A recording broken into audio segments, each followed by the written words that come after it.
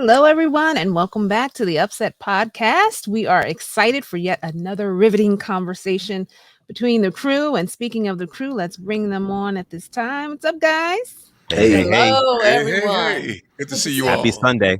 That's right. We are back. We are back. And, the interesting thing about last week's broadcast, even though we recorded, as you guys remember, in mid-July, we just had no idea how prophetic it would be. Yeah, that it would run last Sunday with so much happening within our conference. And the interesting thing about it, even when we were discussing it in July, we knew we'd have to have a part 2 because we never even completed the intent of our first podcast and going through the complete structure of the Adventist. So here we are with our part 2. Now, we do want to let everyone know we saw the comments. We know that everyone wanted us to be live so we could interact and address some of your questions. So what we decided to do, even though this was pre-recorded, next Sunday, it's going to be a topic go around. You can ask us anything about part 1, part 2, or anything in between.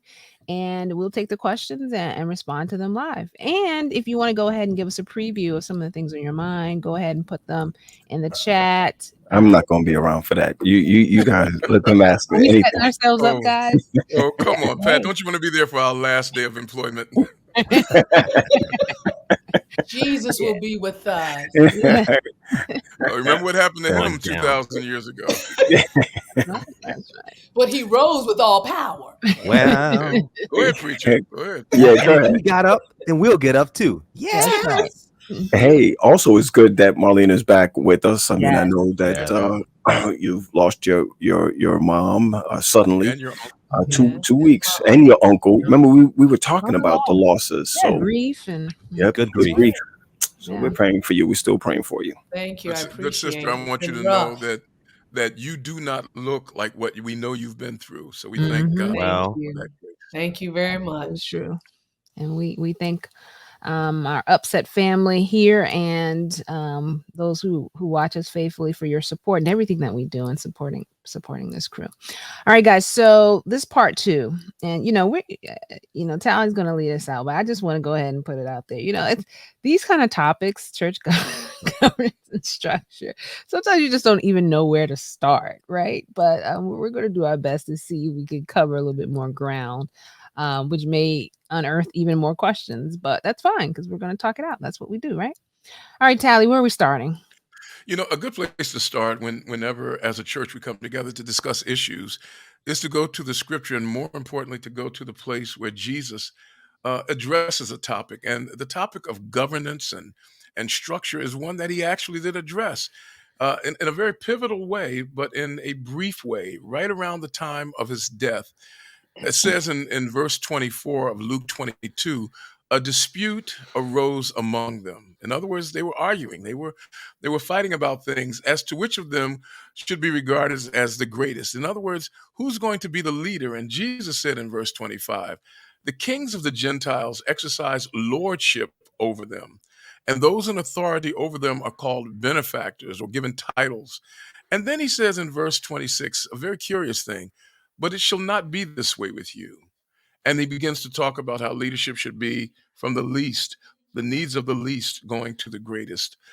The Christian church in the book of Acts started off trying to figure out how to govern itself, how to make sure that resources were allocated. And they did so by focusing on understanding what their mission was. Because when you understand mission, then you can better understand form. And when you understand form, you'll understand function.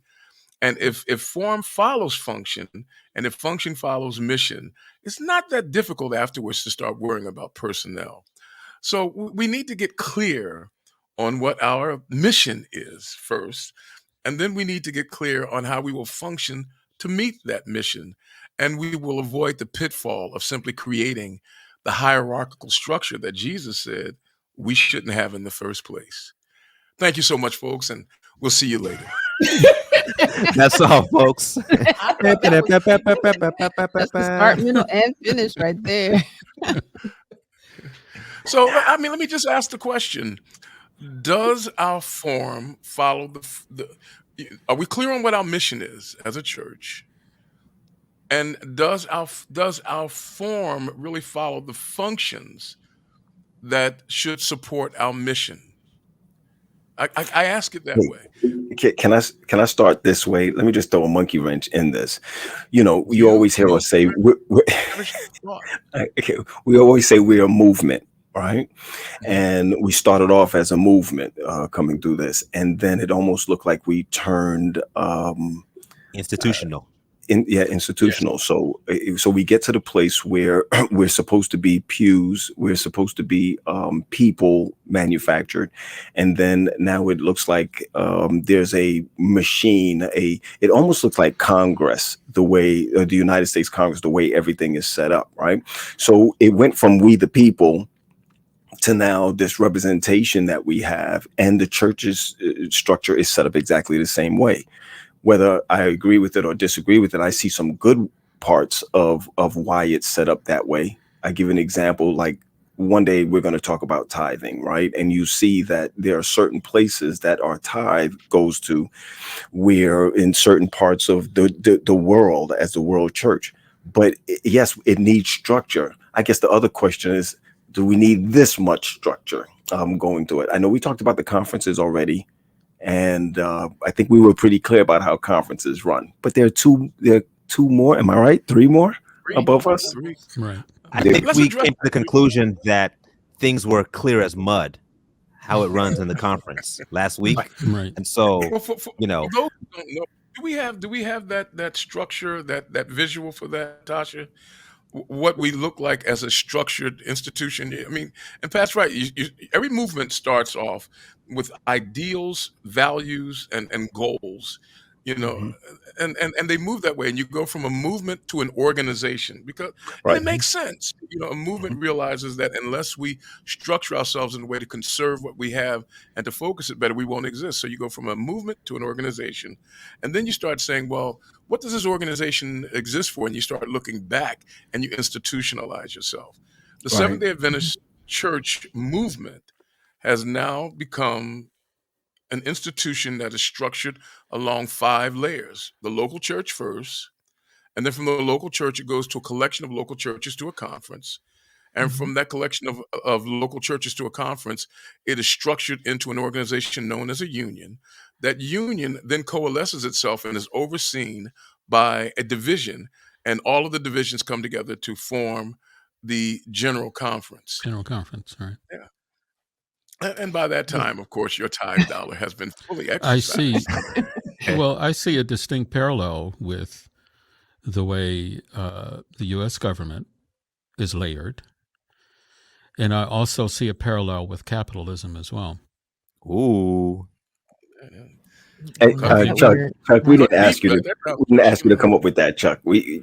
Couldn't you just well. say the first part Can you without coming in with the expound? capitalism and No, this? well, because it reeks with capitalism.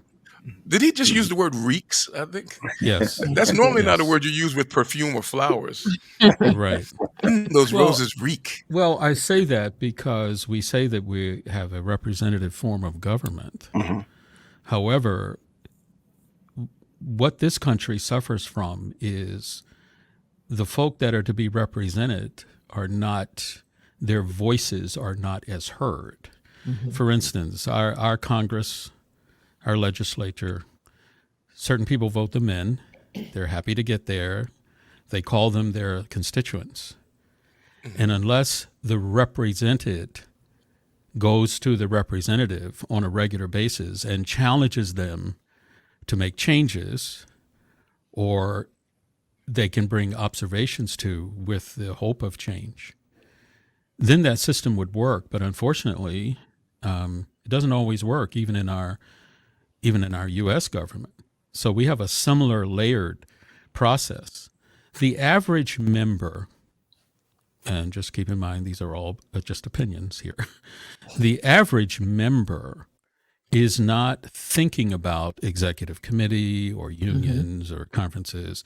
They just want to get to Sabbath school on time, Right. pay their tithe and, what have you, Mhm. be in good and regular standing. But the things that are happening above them, they need to be cognizant of and be aware of how the church works. For instance, I think that there are people in our own conference that don't know they have a member representation on the executive committee, Right. and that if they had a grievance or an issue, that they could take it to that person, the pew member in the pew, to the representative on the executive committee, and hopefully have that grievance or that complaint addressed. So I think we're layered, and we do have mechanisms to make the representative governance work, but sometimes it doesn't. But Chuck, do you think that maybe sometimes the church doesn't want to be as political? It's as you said, people just want to come to Sabbath school. They just want to come to worship, Mm-hmm. and you want to trust that your church is doing everything that they should be doing. And so bringing issues to the your representative for the executive committee so that it could be Mm-hmm. presented Mm-hmm. to the organizational level where it's supposed to be to address their issues. Why isn't it done more? I mean, people who are a little bit more political in the church, they know those things. But when you're not in the know, people just don't seem as concerned about that. They want their church to grow, but I really, people say, I just want to grow in Jesus. That's why I'm here. I don't want to be all in the politics. So could it be that maybe they want to understand the church functioning in a different way? Can I present my issues to my pastor, and then my pastor will handle these, versus going outside. I mean, you half the time they don't even know who their representative is for the executive committee. Exactly, and they should. And they I should know the process. And I'm not saying not just for complaints, but there might be some ministries or some ideas progress, that yeah. people have for progress, and they want to get it to the governing body for funding, for support, that sort of thing. There are folk involved in personal ministries, that's fabulous personal ministries. And if we were to support those groups in a systemic way, I think membership growth would see the results. Let me Well, ask a go ahead. question. What I wanted to add in there, Nick, real quick before you do that, Okay. you mentioned organization, and I want those who are listening to us to recognize that even though it might be clear as mud on a conference type what we were talking about before, um, there's a lot of good reasons why the organization is together. I know sometimes the first thing we think about is if you organize, then we lose some things. But then if you organize, we gain some things. When I look at the group of churches that come together, there's strength in numbers.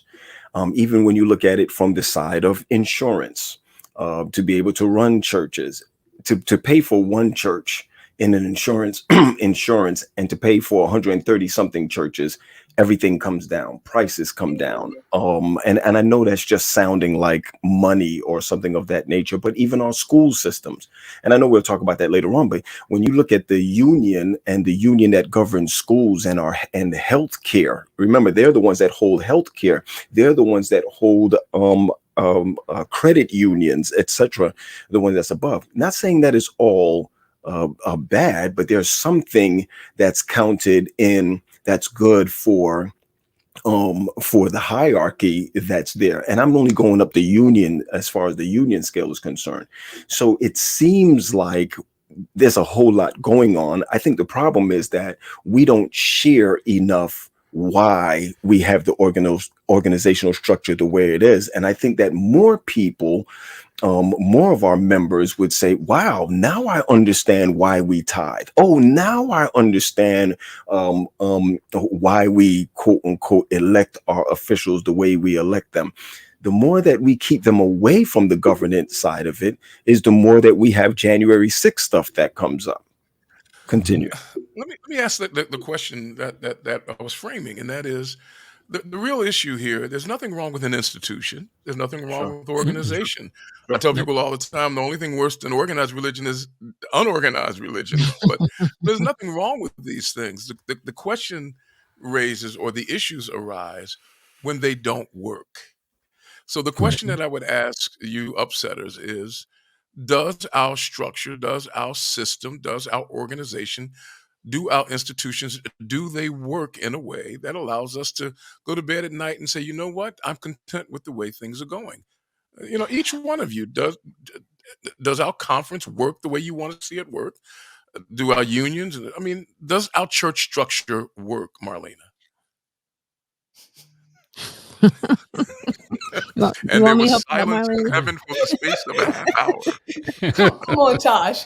Oh, Yeah. well, I guess because when you said that, I'm thinking about what we see on paper, like what we see when we go to the GC General Conference website and we see on paper. It looks like a system that should work properly.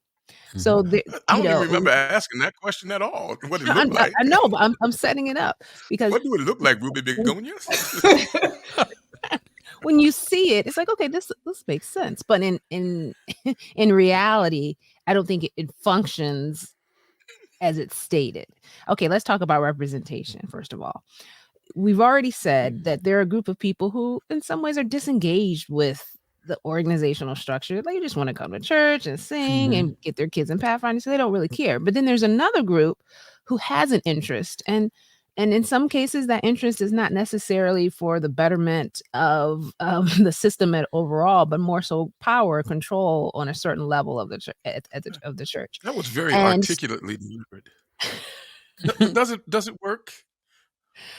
it can work, but it requires more people to be interested, because what happens is the small few who are interested Uh, end up not truly representing the interest of those who have not realized that their lack of interest is impacting what happens as it continues to go up. So the representation is tainted, I guess is what I'm trying to say, so you because say we it see can work, but does it work?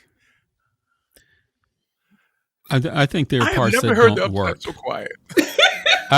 I think there are parts that don't Yeah, work. yeah, they're parts. Yeah, I I mean, agree I'm with just, parts. being realistic. Okay. Do I think the Adventist organizational structure is good and sound? It is. And as you said, Latasha, on paper, it looks terrific. Mhm. But you have to understand that it's run by people, and people get a little wonky sometimes. So when they do get wonky, just like the Constitution of the United States, Constitution so much as says that, okay, you don't like your government, throw them out. Say they're done. And I know that sounds radical in the context of this conversation, and I'm not suggesting anything like that. What I'm suggesting is that, as it says on the General Conference website, it says the Adventist Church has a representative form of government. This means church members have the ultimate say in who leads the church. Okay? Did anybody's nose grow when they wrote that? Well, I mean, you can pick apart the Constitution and Declaration of Independence too, but the point is, if we take that sentence seriously, then as a member of the church, and you are part of the church structure if you're a member, it's saying that if you have the ultimate say, then you have the ultimate power. But if you don't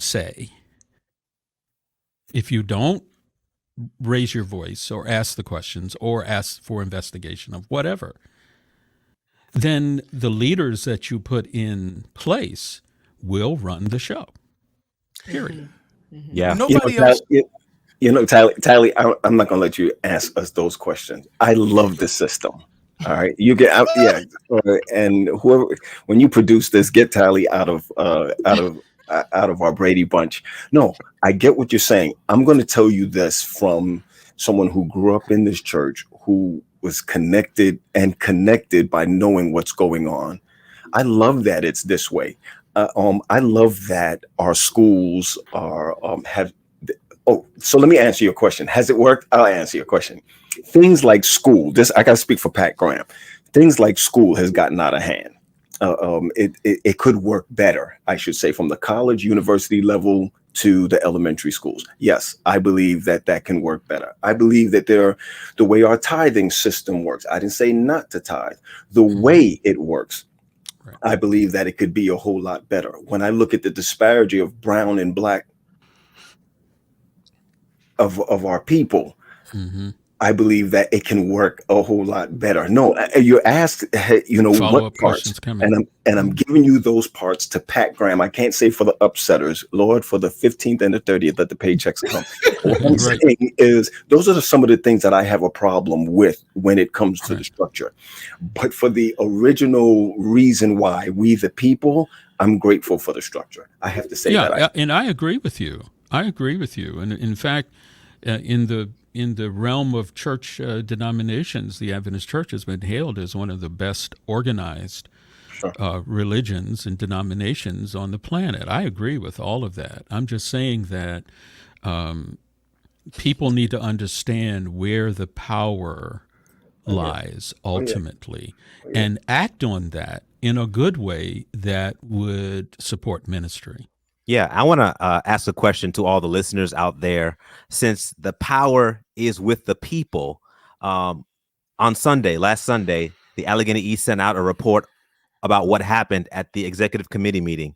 And how do you feel about it? Do you feel like you know what's going on? Do you feel like you have a voice in the situation?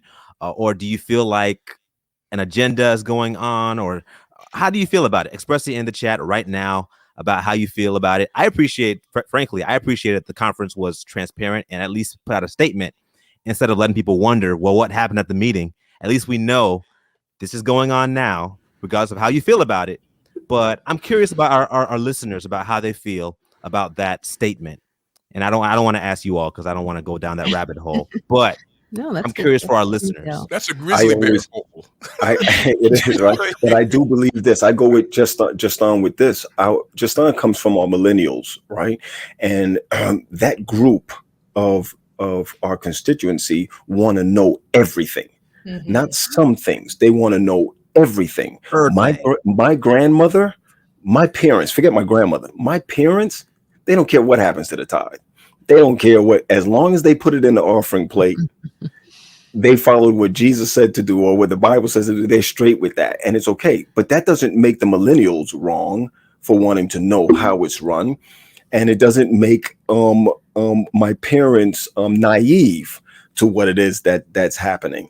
I think that the more information you put out there, the more people will understand the whys and the hows. We don't put out enough information. We hold back as much information as we can.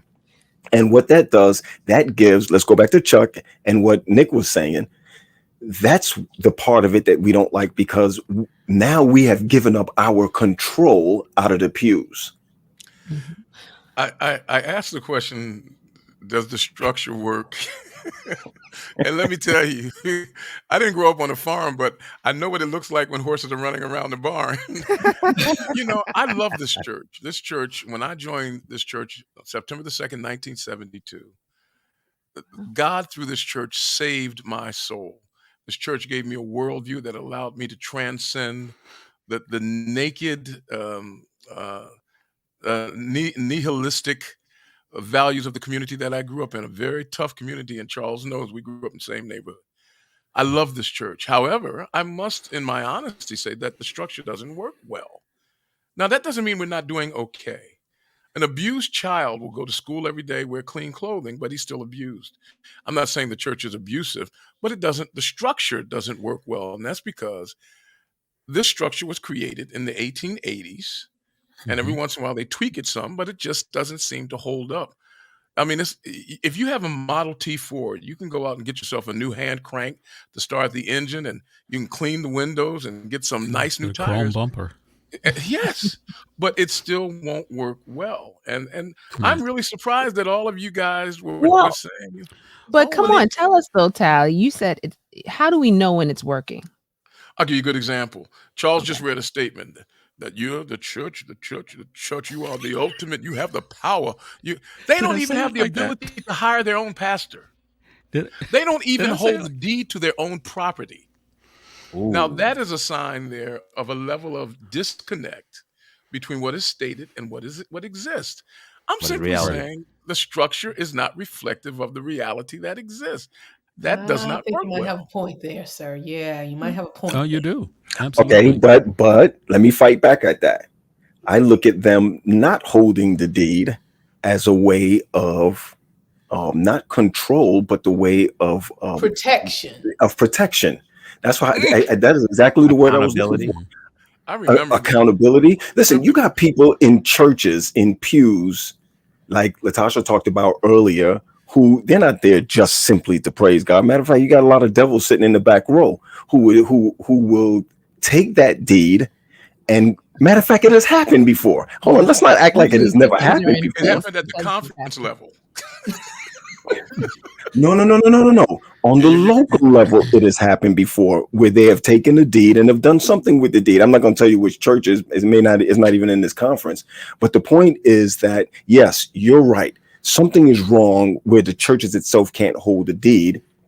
But on the flip side of that, it protects us. And that's the reason why I talked about insurance in the beginning. That's why I talked about all of those things, because when we come together as a group, it gives us the strength that we need to be able to be that body, even though.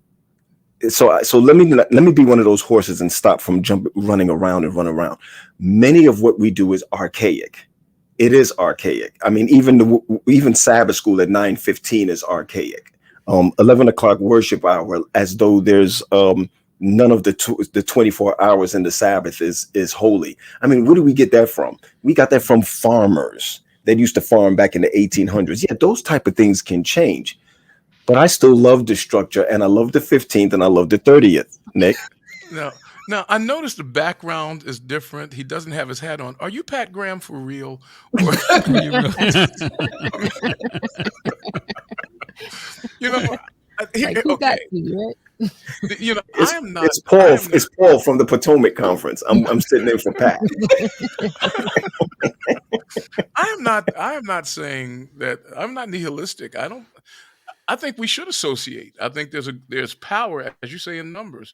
We need to associate, to be collected, to know how to coalesce, to know how to combine our resources. I'm simply saying that the structure needs tuning up, and It does. and there are I many agree. people who fear that tuning up. Hmm.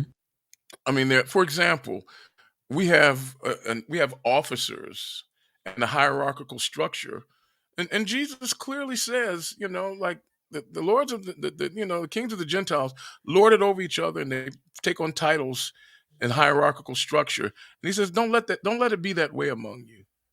Mm-hmm. Now, I remember the first president of the early church general conference back in the days of the apostles. Do you remember who that was, Pat? The first president of the Why are you early gonna church ask me that? general I think it conference? was Paul. No, it wasn't nobody. They didn't have one. They refrained from hierarchical structure. Next The time, text council of me elders first. came together. They just didn't. They Yeah, eschewed that, yeah, from one of yeah. a good Yes. old Yep. English word.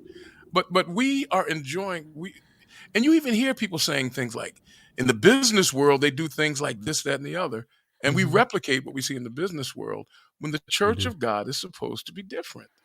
Hmm. That is You true. know, Now, can we take the time to go over the levels of the church organization so that people can understand what was the original organizational structure?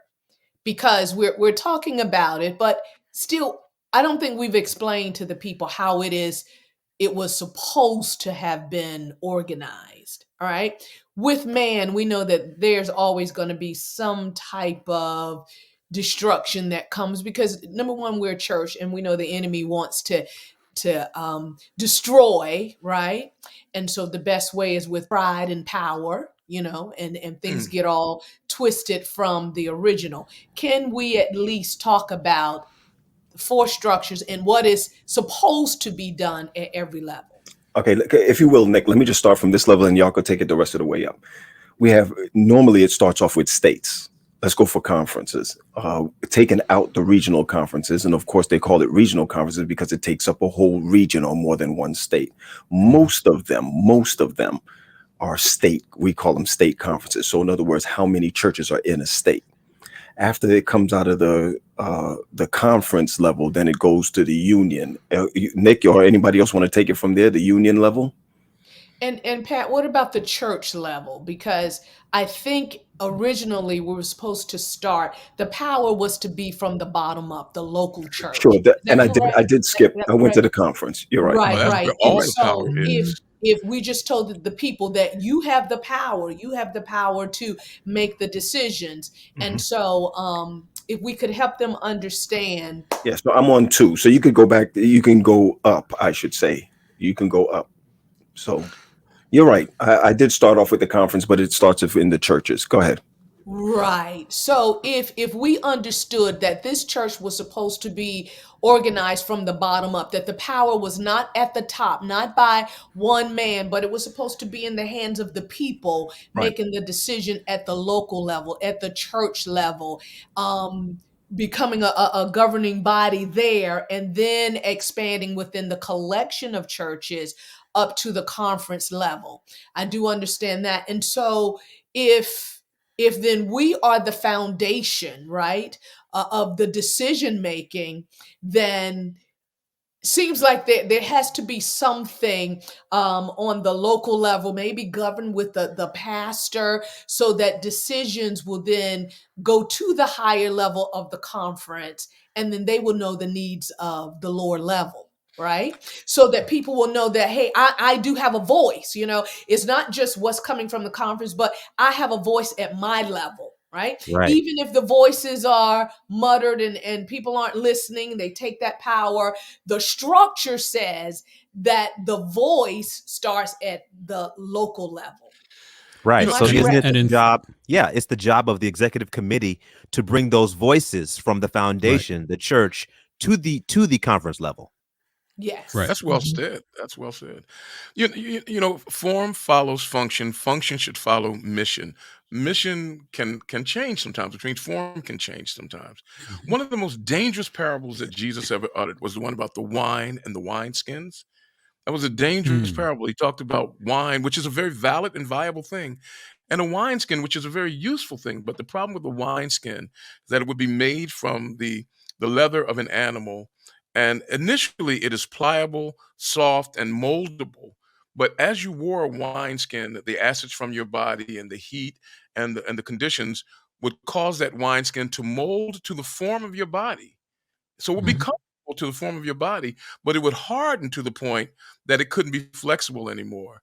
And what would happen when you put something new and dynamic in it, it would explode and you lose it.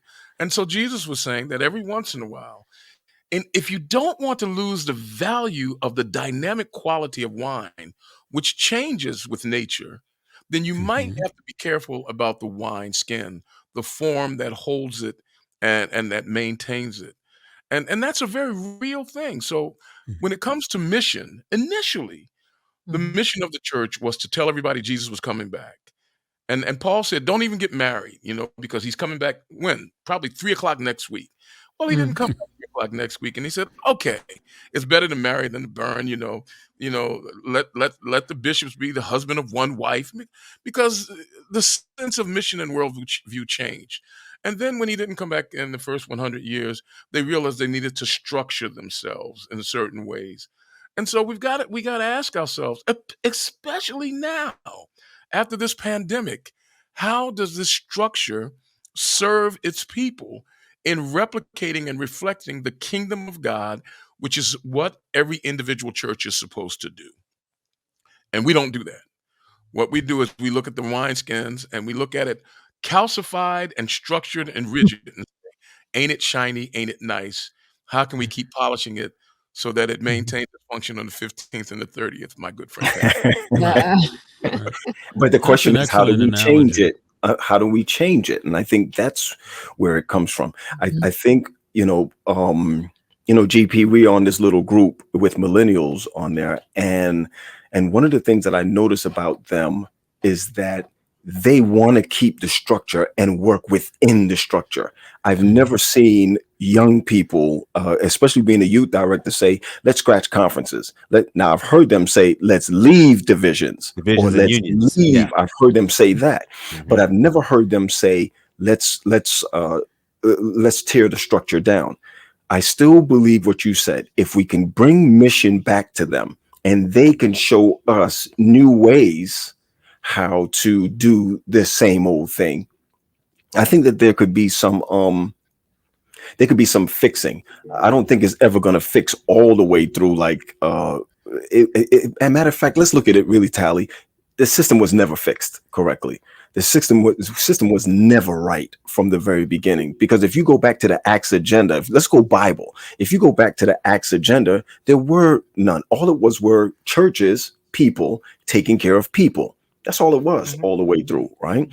So if we can continue to take the structure that Tally loves so much, that will be paying his retirement and all of that. What we need to do is find a way to fix it, make I it agree. better. And that's for your retirement, Tally. And one way to start thinking about that is because a lot of our younger members want a more progressive government. Oh, definitely. So, and not just for the church, but for the nation, progressives. And if you notice, even in our U.S. Congress, we have younger, more diverse, more progressive representatives. Now, they're not getting a whole lot done, and that's about another show. Okay? But if we start there, okay, getting younger, more progressive people on executive committee, on union executive committee, on every level of church governance, I feel that we might start seeing the change that we feel the system needs, because a more progressive voice is going to challenge the status quo. And let's face it, we're human beings. We structure, reprioritize, just like the world does sometimes. People like to keep control. And they get in a position and they want to keep it that way because they want it that way. It satisfies their needs. But it may not satisfy the needs of those that are on the ground, those that are in the pew, and they want their voice heard. Because what that can drive people to do is say, okay, if you don't see the need to make progressive changes so that the mission can be carried out in 2021, then I will do it without you. And I agree with Chuck, but let me, if I might offer, we have to go a little bit beyond simply adding those additional voices, because if not, you end up changing the deck chairs on the Titanic, and it just looks better as you go down. I would submit to you, for example, let's talk mission. This church has a structure, and I challenge you with this, and I stand to be corrected. It has a structure that is designed to bring pastors in and equip them professionally, send you to seminary and a whole bit, and to get you, and if you demonstrate acumen and capacity, they will guarantee you don't have to do it anymore. This church is designed to get pastors who really excel out of the pulpit and out of the parish quickly. We just elected a president in the Southwest region who was known for his evangelism and pastoral skills. Now he's the president. That's called success. So Now what you're think saying? about it. The structure Mhm. seems to be designed to take good pastors out of the pastorate. And if we were honest, most of us as pastors, and think about the language we use. If somebody leaves the pulpit and goes to become the associate secretary of temperance in the North American division, where they will never be heard from again, we talk about them being promoted. If they come out of that position and become the pastor of the largest church in the metropolitan area, we talk about them being demoted. Have That is a mercy. structure, a structural function that does not work. Yeah, because the intent really is that by promoting them to these positions, they now have a greater influence from which to take their own skills and to disperse it to more individuals. Is that the intent? Right? But it's in a time, and this is once again a structural issue. In 1888, when your churches were filled with a bunch of farmers who had made a mistake and stood out on plains and plateaus in 1844, and they were trying to refigure how to restructure themselves. And they didn't have any trained theologians, and they didn't have individuals with experience in pastoring. You needed somebody with an extreme amount of talent in a central place to disseminate that around to everybody. This is 2021, where all of our ministers have gone to the seminary. They are trained and proficient. Where in every church you have Dr. So and so Esquire and so PhD. And if you don't have it, you have a Zoom capacity to bring them right to you. So why are we then, enlarging upon centralized governance and talent resourcing and collecting? I don't get it. I don't understand. But that's our structure at work Mhm. on the 15th Yeah, and the and 30th. it's also set up. Well, I believe that you're doing that. You put a president in place that will duplicate their successes. To me, it's supposed to be that way. Once you move someone up, you say to yourself, okay, now everyone who is below, I want them to be this way in evangelism, or I want them to be this way Mhm. in growing your communities, or whatever it may be. Why do we have a I just president, Go ahead. Pat? Mhm. Why do we have a president? Do we need Because do we need somebody to preside over us? yeah, I think we'll have chaos without it. Mhm. I Oh, think we'll, and even if we didn't call it president, even on the local level, we call it bishop, right? How can we have a sure. church structure? Forget the Mhm. pastor. Have a How can bishop. we have a church structure without an elder? Without someone who people either trust or people either look up to, or someone who can break the word? There's always got to be a leader somewhere. In the I 12 I didn't I disciples, I'm not at all disputing the need for no, no, no. I didn't leadership say you didn't. and Oh, no, no, I no. was just I'm not I was saying, just thinking of title. no, When no. you I think of a understand that. president, Mhm. you think of a person who, quote, Mhm. Sure, sure. presides and operates with a level of executive authority that Mhm. is, But what Well, I would was you just like to asking. call them? Hmm? What would you like Representative? to call them, Pat? Talaferro. You want the He president wants to be everybody to representative? be named Talaferro. What? That's what he wants. I mean, what Look, would you I call wouldn't them? want to work with people Manager? What stupid do you enough want to to elect call me them? as president. but but I mean, when you think about the initial church, I don't remember them ever thinking that one of us needs to be president. I just didn't see it. But but I saw them but coming together Archbishop. no. as a, I saw them What coming about together as Bishop? a group of elders. What about Bishop, Nick? Seriously, Bishop what about bishop what about? bishop is just a term for somebody who oversaw a collection of believers. Okay, Right. And we, GP we is a have bishop. similar structures. But Yeah, and but so they did look to that person. I mean, when you think about the disciples, I mean, you're always hearing Peter and Paul. I mean, they looked to those, as leaders, and they so looked to the collection of them. When think about it, you're talking about Peter and Paul. When they came together in Acts, the voice you heard was the voice of James.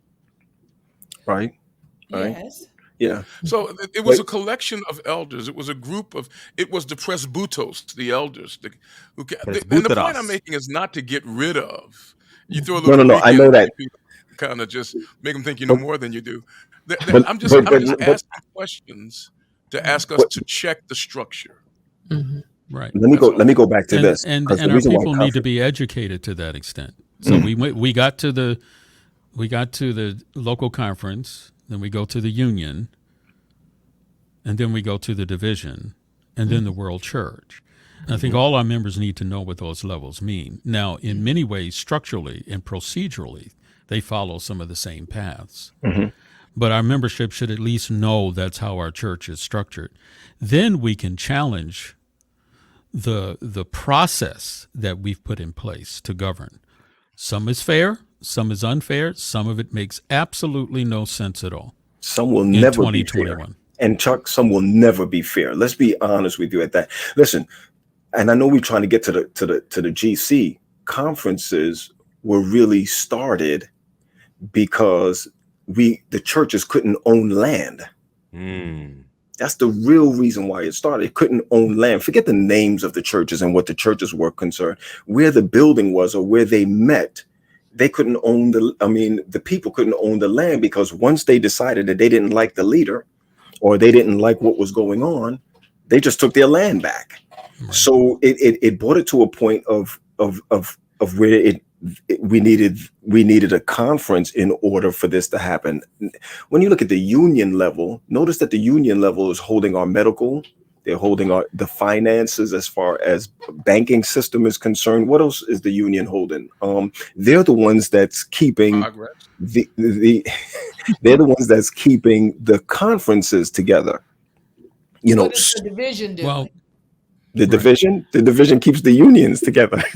yeah. And See, what else? and those are general statements as far as I'm concerned. I think the average member needs to understand the structure of the church and challenge it.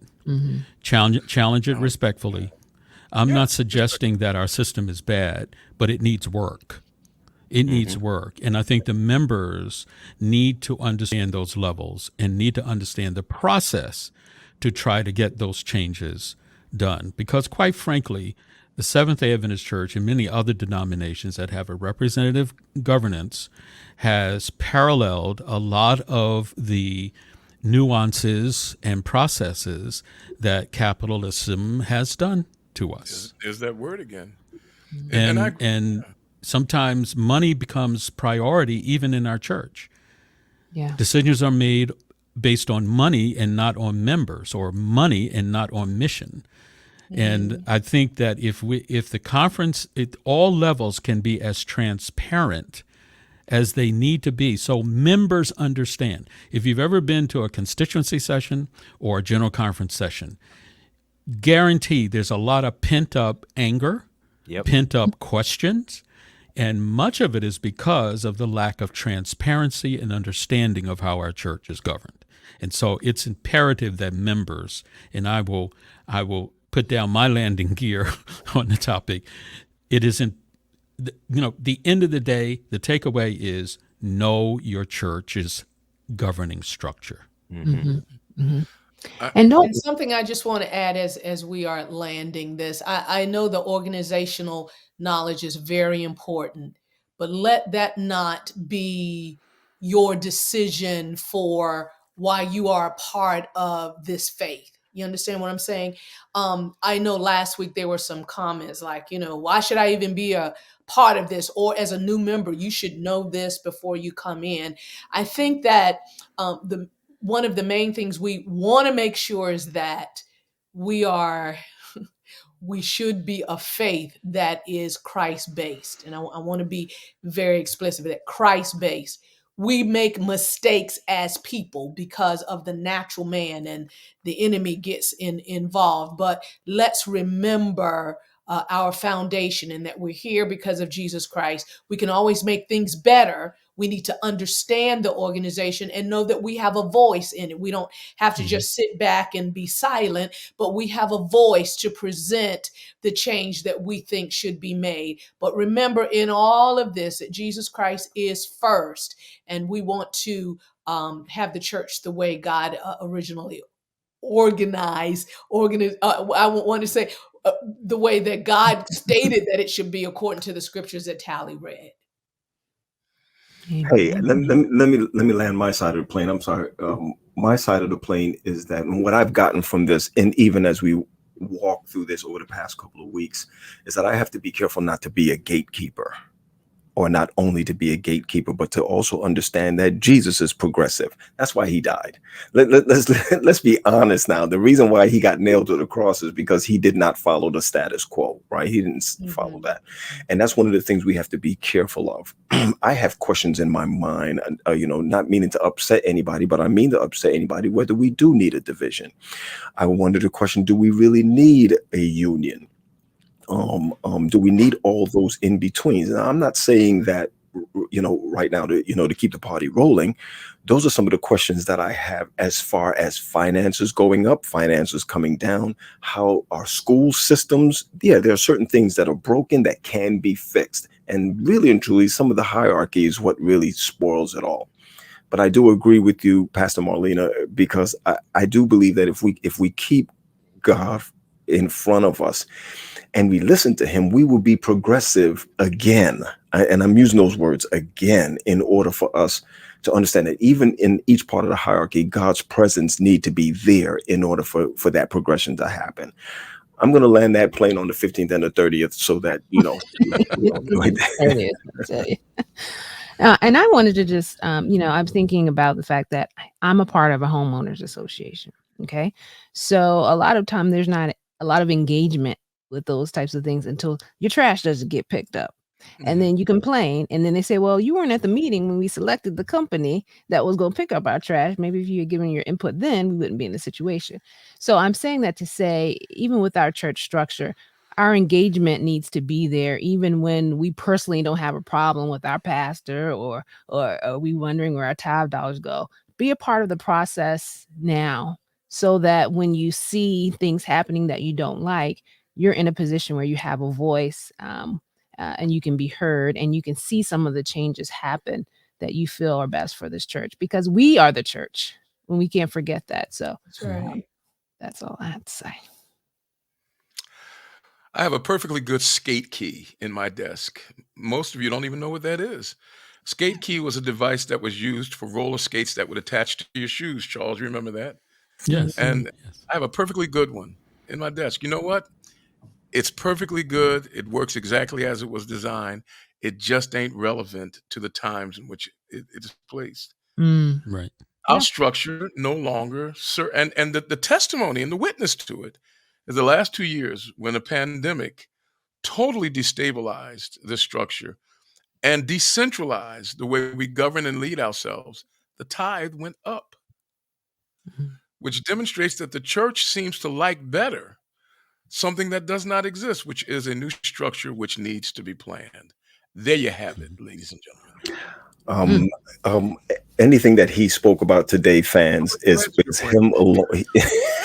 Yeah. That's his opinion. No, I'm just kidding. Pat, your plane is already in the hangar. That's right. Go back out there. Don't lift it back up, right? Somebody called the black cat, you know. Thanks, guys. Well, yeah, this has been great and rich, and I can't wait to see what you all have to say about some of the things that were brought up. But part of what we're doing is trying to challenge your thinking, and we hope that the dialogue and the conversation you've heard here today has helped you do that, and not just to hear it, but to see how you can somehow become involved. And as I said before, as we started, we're going to give you an opportunity next week. We're going to be live. We're going to take your questions. You'll be able to respond to some of the things you heard here, some of the things you heard a couple of weeks ago, and we're looking forward to that dialogue with you next week. So we hope that you will join us live. And how are they going to let us know? How are they going to let us know? Is there a way to contact the well, Upset podcast crew? I'm glad you mentioned that, Charles, because some of you, and we appreciate it, some of you are very vocal in the chat. We know who you are. We see your name, we see your comments, but some of you may have some things to say, but not necessarily want to do them so overtly. So we do have an email address, upset@aecsda.com, where you can kind of email some of your comments that you like us to present to the table, maybe anonymously. We're happy to do that. And so you can email us about some of the things, some of the topics you think. just give it up, Pat. Some of the topics you think we should cover for our topic go around, because we're looking forward to this dialogue, because we're loving the things that we're reading and seeing from you guys. So, all right, that's next week we'll put up Tally's phone number. Yep. Exactly. And we'll allow Pat to have his eye test again. All right, guys, it's been real. We look forward to upsetting it one more time next week, and we'll have you to upset it with us. So thanks for tuning in, and we'll see you next week. Take care. Thanks, guys. Bye.